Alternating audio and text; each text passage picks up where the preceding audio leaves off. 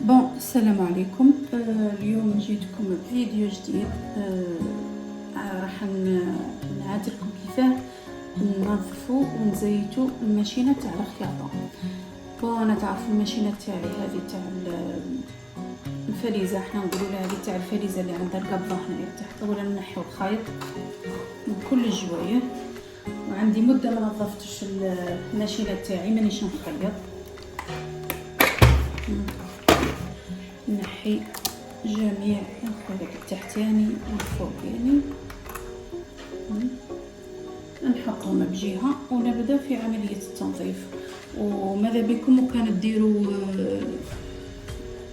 نيلو ولا بلاستيك لأنه رايحة تقطر.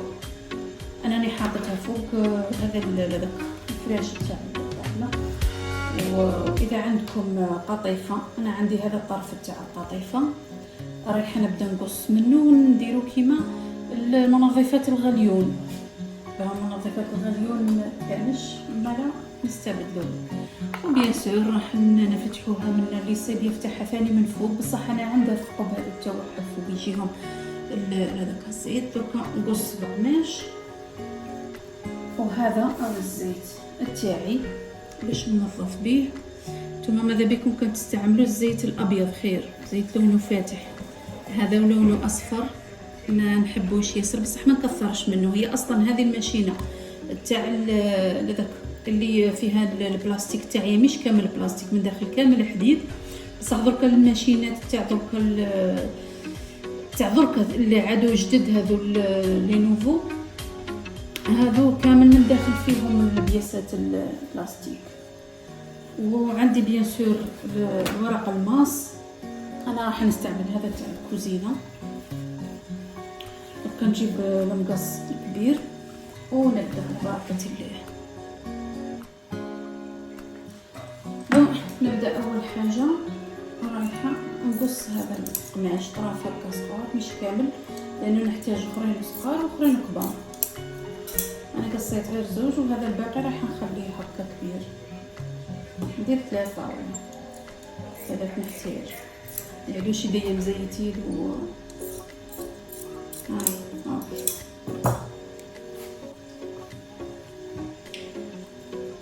لكم هذا طرف تاع القطيفه نديرهم هكا انايا، نفتح شويه ونقص ونحكمهم هكا ننظم مليح هكا وننظف من داخل وكلش. دركا رايحه ندير الزيت. اول حاجه كاين فقابي هنايا الفوق،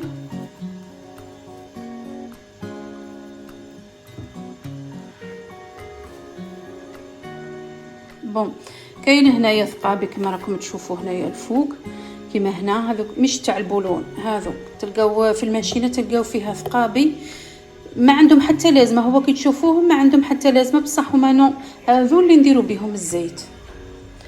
كامل لي ماشين عندهم هذو الثقابي. كاين ها هنايا ما تلقاوش يعني ياسر، هي ما تحتاجش للتزييت ياسر. راح نبدا على بركه الله. بسم الله.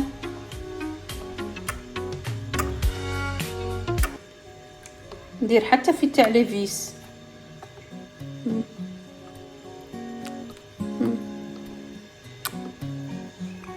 ندير هنايا ثاني.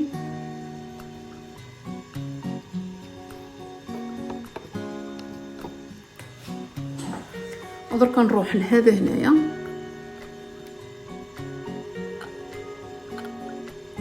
شتو كثرت نص في الزيت.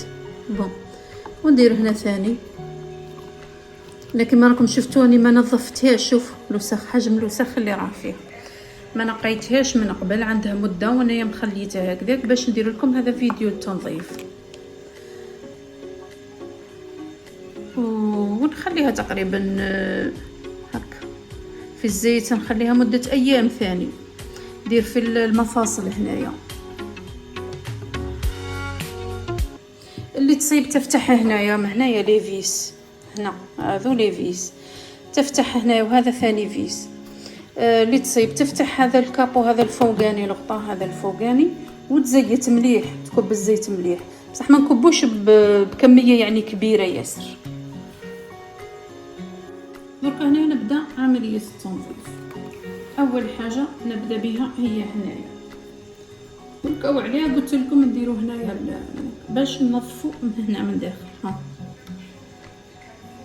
كامل نتبعوها وننظفوها داخلين. ولو كان تصيبوا تلقاو مقص اكبر من هذا خير.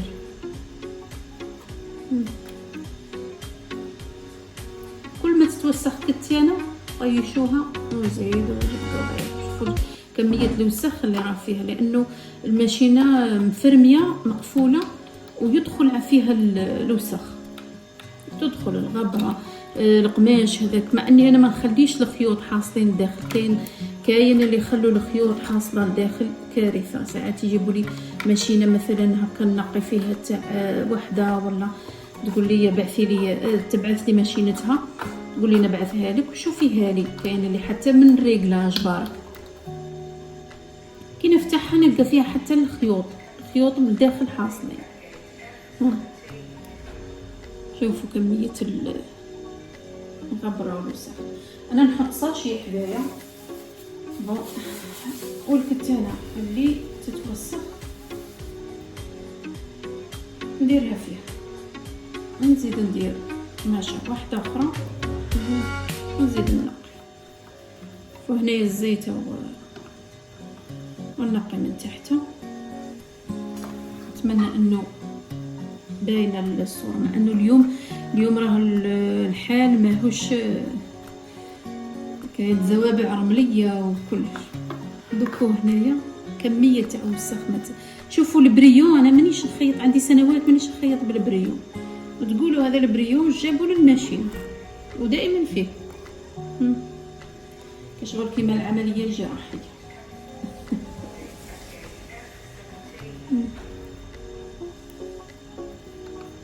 نقيها مليح من داخل. هو كان تلقاو هذوك منظفات الغليون هذوك روعه، دوك يدخلوا على بالك الداخل. انا حابه نصنع هذه تاع الفئات. درك نزيد ندير واحده اخرى. انا ما عنديش مده طويله من اللي نقيتها، وشوفوا كميه الوسخ اللي راه فيها.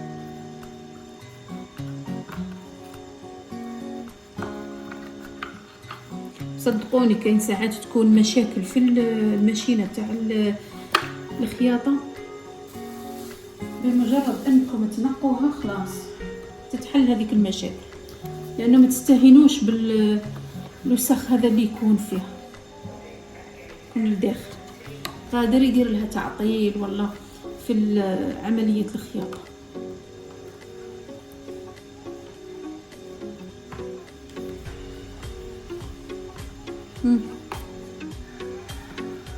ونحاذر هذو ما نمسهمش، لانه هذو لو كان نحركهم من بلاصتهم تخرج هذه اللي تركب فيها لاكانات، لابورت كانات هذه حامله المكوك كما يقولوا بالعربيه.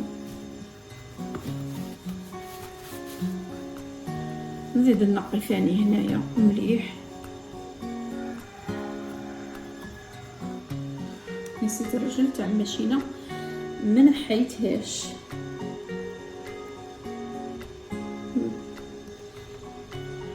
نحيها.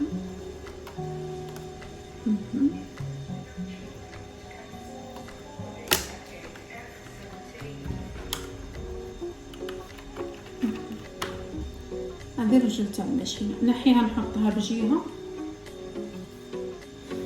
ونقي المنطقه تاعها البلاصه تاعها. نهبط ثاني هذه حامل الابره. كاين اللي نحو الابره، انا ما نحيهاش نورمال، نقدر نقي وهي كاينه الابره. شوفوا هنايا ثاني هذا لازم تنقوا مليح.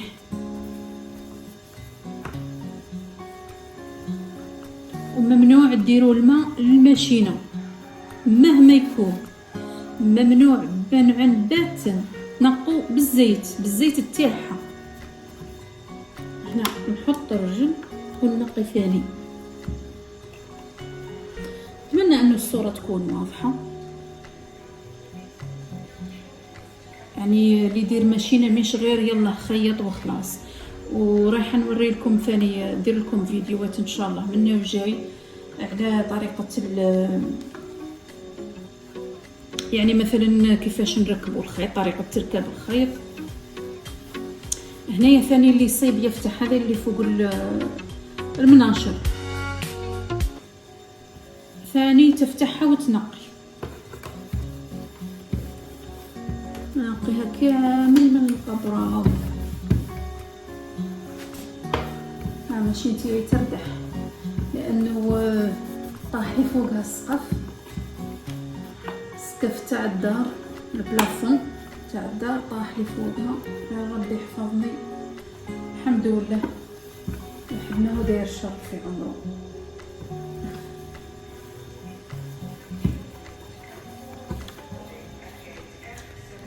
هذه ثاني نقيها، بصح ما هذه ما تحبش لوبطونسيون، ما تحبش الزيت ياسر. اذا درت لها ندير في كتي انا هكا غير ديك الخطره نقيتها، ما تزيدش نكثر لهاش من الزيت لانه ممكن يكعل فيها يتبلوكا، سما ما كان ليه. كامل ندورو عليها هكا. هذا راهي تنقيه خفيفه، كاين اللي يحب يفتحها ينحي لها الغلاف هذا البلاستيكي تاعها، هذا كامل لا كان البلاستيكي.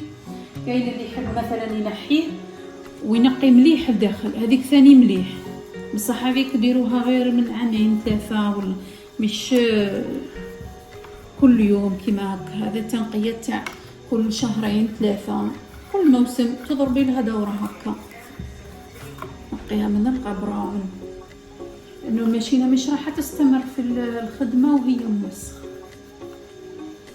هذا بلاصه تاع الضوء تاعها فسد وما لقيتلهاش كيف، مش عارفه يمكن النوعيه تاعها ما كانش والله ما نعرف.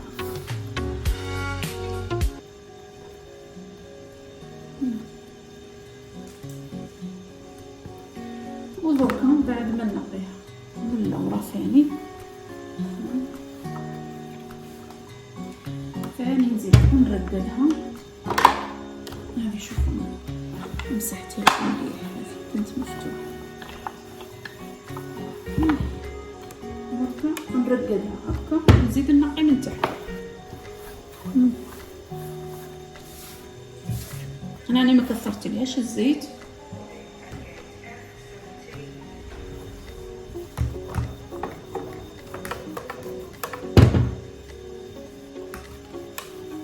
ثاني اللي يفتح يقدر يفتحها. هنا الفيسات تاعها وراهم، هادو رجلين هادو فيسات، هذه فيها غير زوج فيسات. ثاني يفتحهم وينقي مليح. ثاني هنايا فيسات، ومثلا كيما نصيب هكا وسخ ولا يلا ندير فيه الزيت ونقي، لان قلت لكم ممنوع تنقوا بالماء، ماشيين بالزيت قد منها تتقريسه. هذا يمكن وسخ قديم، لان عمري ما شفت ماشينه كيما هكا. هذه شريتها قديمه ماشينه،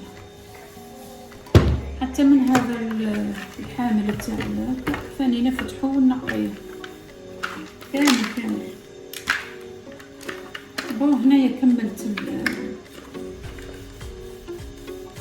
عملية التنظيف. دركا هنا واش ندير تاعها هنا، دركا نتخلص من هذه ونجيب كما قلت لكم. هاي نسيت ما نقيتش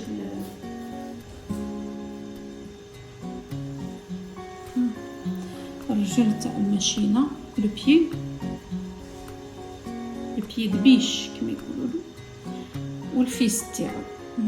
نتمنى ان الصوره تكون واضحه للمبتدئات، باش كي تشري ماشينه حتى ودو تكفي بارك بها. مثلا الماشين فاميليال، كاينه اللي تحب تشري مثلا ماشينه تكف بها، تخدم بها كحوايج، مثلا عندها قندوره طويله تحب تكفها، عند راجلها شرا سروال، بنها شرا سروال جين تحب تنقص فيه، تيبي فيه ولا تنقص فيه من تحت.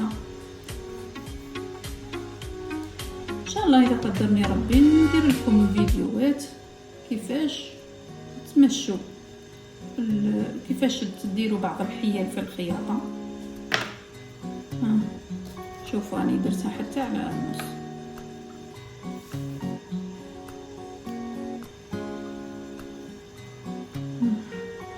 شفتوا ديك الفتوحات ذي كامل نفوت عليهم هكا.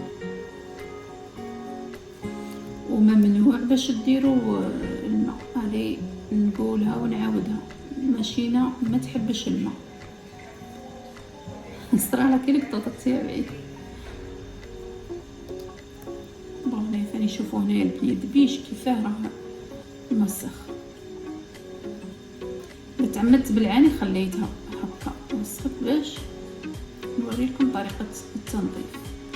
وانا عندي مده ما عنديش الخياطه، قلت انايا هيا نقيها قبل ما نبدا نخيط، لانه كي تحطوا مثلا ماشينه طول تقعد شهرين 3 ولا لازم قبل ما تبداو تخيطوا بها تزيتوها وتنقوها. وهذا التزييت غير تزييت خفيف، راه ماهوش تزييت ثقيل، لانه كاين عمليه تزييت الثقيله هذيك تحطيها في ساشي وتكبي عليها.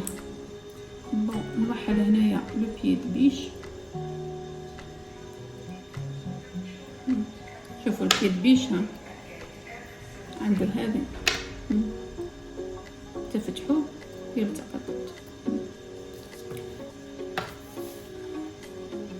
دركا خلاص، دركا واش نروح ندير؟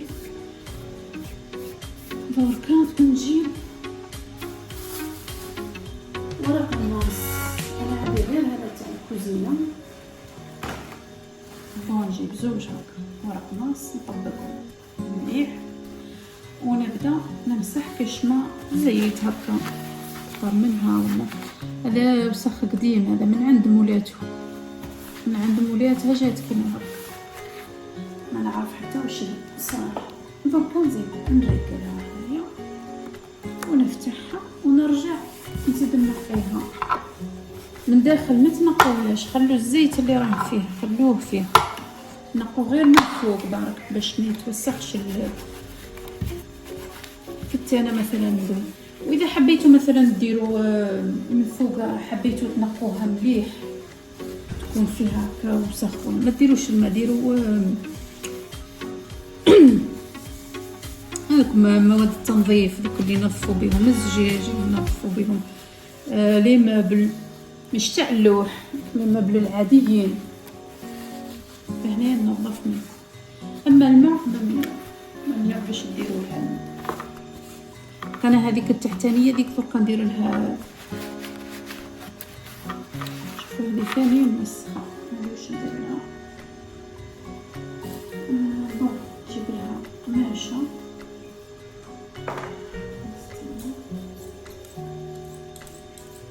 ما نستعمل في القطيفه لانه فيها هذاك الشعر داك اللي خارج.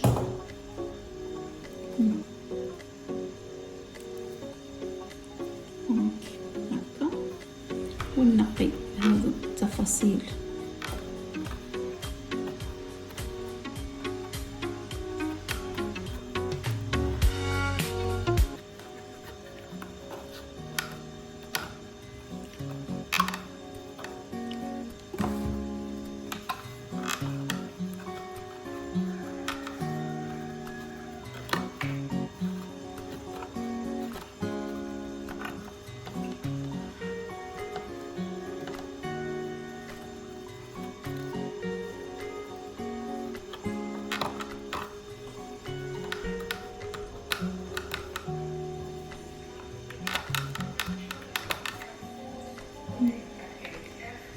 هذا مسخ كيفاش داخل.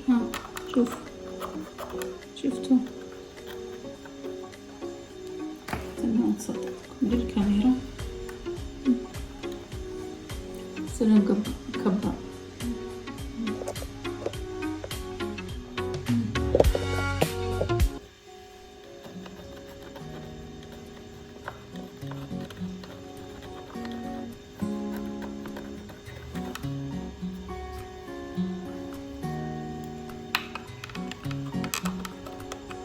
شوفوا هذا الشيء غير شهرين ولا 3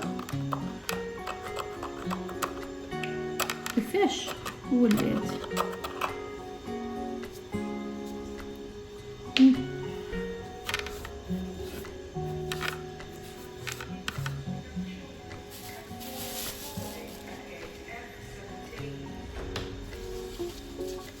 نجيب الورقة الماس ثاني وننقي.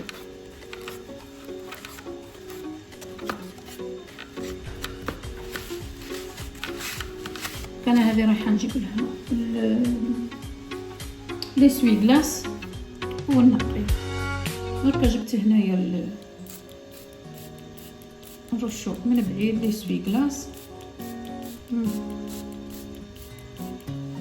رايحه حتى نرش في هذيك التحتانيه هذه بالك.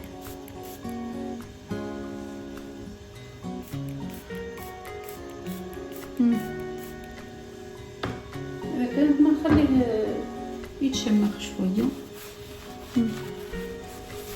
او نجيب له حكاك تاع الماء. هذه عندي حكاكه قديمه شوفوا كيفاه هذا وسخ قديمه. شفتوش من قبل والله ما انتبهت ليه ما كان نمسحها.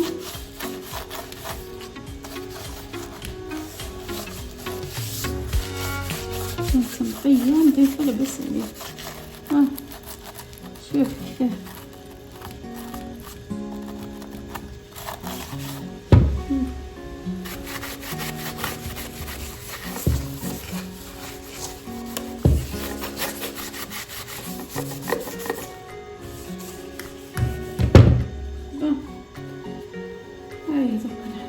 نمسحها بالورق الماس.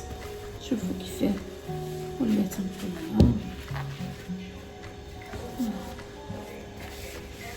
والله فكرة مليحة. قاعدين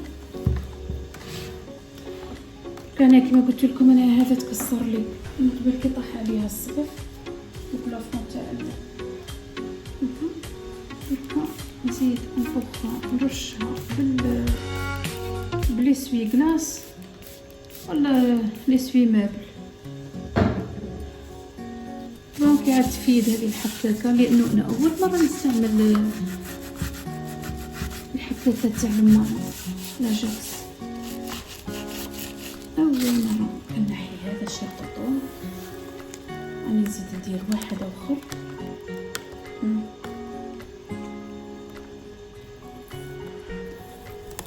عارفه هذا الفيديو يكون طويل بصح ديروا له تسريع وخلاص. شفتوا هنا غير الشلططون. شوف الشلططون هذا بقى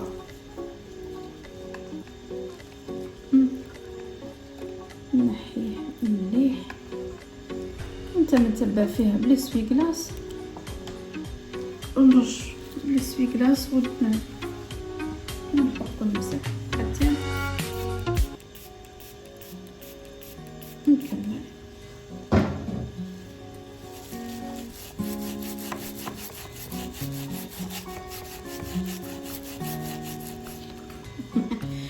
واللي يجيني في التعليقات وتقول لي معفنه ولا نقول لها روحي طلي على عمرك البر ربي يهديك وروحي طلي على عمرك.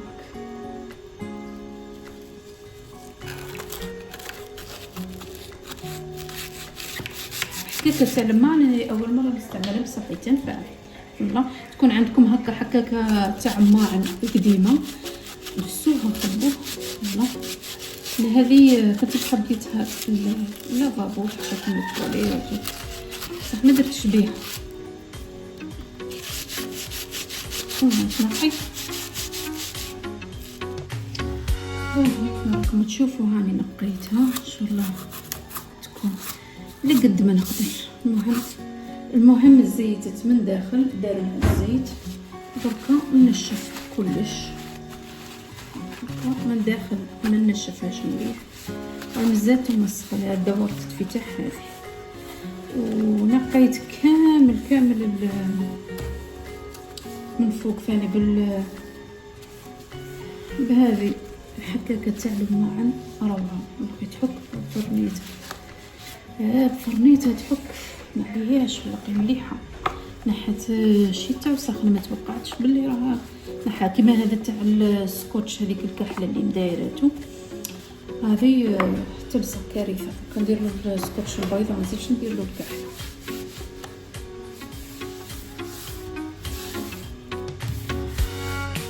وان شاء الله في فيديو قادم نوريكم كيف تركبوا البرا وكيف توجدوا ماشينتكم للخياطه.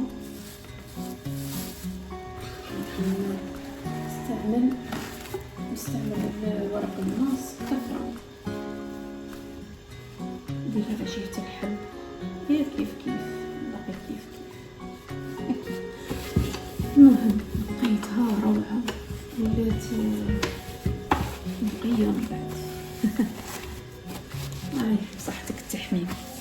دوكا نخليها ايامات باش يدخل فيها هذاك الزيت داك ويمشي مليح.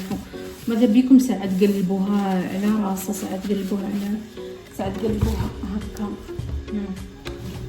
هذوك كنت ننقى فيهم بالحكاكه الماعن لاجاكس روعه. خرجتها روعه ما شاء الله. ننصحكم بالحكاكه تاع الماعن، نقي مليح.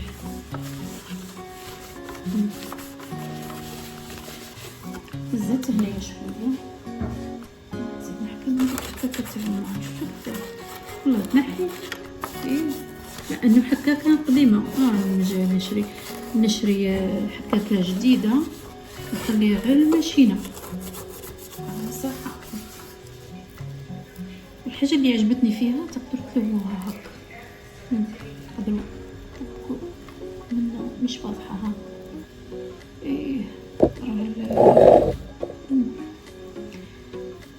شوف تحكموا تطبقوها هكا، ديروها كوم اون بوان هكا وتدخل في حلو صح والله. لانه هذوك الثقابي تاع ليفيس هذوك لازمهم كامل يتنقاو باش كي تدخل فيهم الغبره، لانهم جايين اوريزونتال، جايين عموديين، يدخل فيهم الخبره والوسخ. شوف الوسخ اللي جبت منه فيهم الوسخ. ما عرفت ندير بصح الحكاك. ها شوف بصح الحكاكه تاع الماعن والله غير مليحه. اول مره على بالكم نجربها. كنت هنا قاعده في الكوزينه تفكرت حكاكه قديمه هيك تاع الماعن اللي كنت حاطتها. نرجع نشري منها. ننصحكم تشروا الماشينه حكاكه جديده وتحكوها بها. اذا عجبكم الفيديو ما تنسونيش البارطاج وجيم كنقول ام هبه جاني حليكم الايام. جالها تحيه وربي يشفيها ان شاء الله، يدعو لها بالشفاء هي والوالده تاعها. ما يكون دايز طهورا ان شاء الله حبيبتي. وجهت على كل المتتبعين تاعي اللي راهم يتبعوا فيا في قناتي، ان شاء الله نقدم لكم الافضل. ودائما كي نقول لكم ما تنسوش تفعلوا الجرس هذاك باش يوصلكم كل شيء جديد. يعني اي فيديو اذا كنتم مهتمين طبعا بالمحتوى تاع القناه بيان سور باش يلحقكم اي فيديو نحطو. اذا كان يهمكم شوفوا حجم الوسخ، شوف كان جبت هذاك ورق ماس ابيض خير باش يبين لكم حجم الوسخ اللي يجي بد منه. هذا غير في الشهر برك ما لقيتهاش. شوفوا كيف راح ندير لكم هنا في الترابيز. ما عرفه ندير انايا القماش وورق الماس.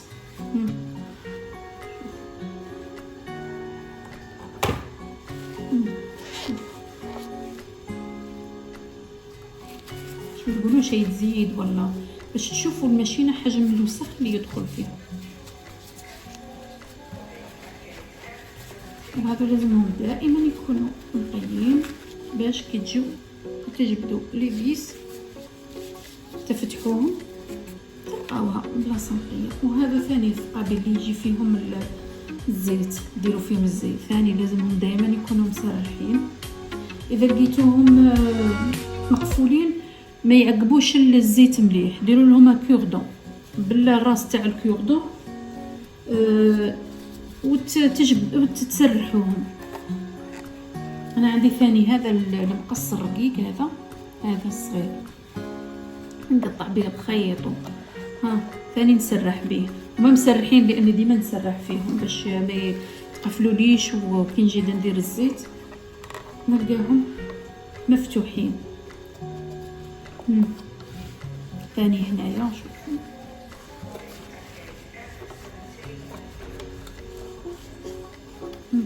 دوكو مليح مو دوكو باش تدخلوا تجبد. على هذا قلت لكم ديروا المنظفات تاع الغليون. منظفات الغليون جايين كشغل مافيين هكا كل تبيو هكا فيهم هذا، وكاين اللي يخدموهم الرواح. وانا ما جربتش خدمتهم بكل صراحه، بصح جربت راش نخدمهم مش واعرين. يحتاجوا برك السلك، لازمني ندبر سلك سيلان كما نقولوا، مش السيلان الحامي تاعهم، السيلان برك نقلبها. كي نقلبها كيما هكا راهي يفوت الزيت الجوايه اخرى. شوف كيفاه نقات روعه. راهي النتيجه هنايا. هذو ما حبوش يتنقاو لي مليح، صح نجرب ما نيأسش.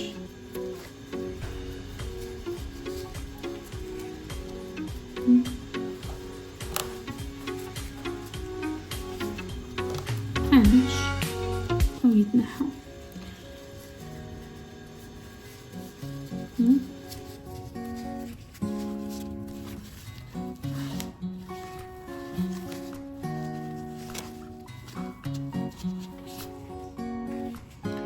صراحة أنا هذه المنطقة مش مرفة نقلة، مرفة نمسح لها بخفيف.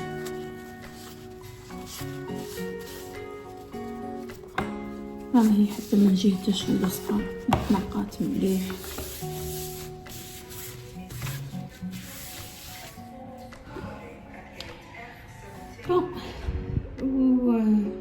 نتمنى أن يعجبكم الفيديو، وإلى اللقاء. ما تنسوش